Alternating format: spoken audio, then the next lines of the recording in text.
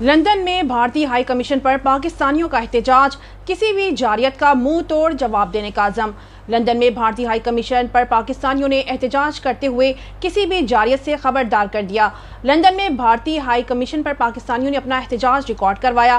اس دوران شرکاء کا کہنا تھا کہ بھارت نے پاکستان پر حملے کی حماقت کی تو انہیں فروری 2019 جیسی صورتحال کا سامنا کرنا پڑے گا۔ مسلم لیگ نون برطانیہ کے صدر احسن ڈار نے خطاب کرتے ہوئے کہا کہ دہشت گردی کے واقعے کے بعد الزام پاکستان پر لگا دینا بھارت کی پرانی عادت ہے۔ عالمی طاقتیں بغیر ثبوت پاکستان پر الزام لگانے پر بھارت سے جواب طلب کریں۔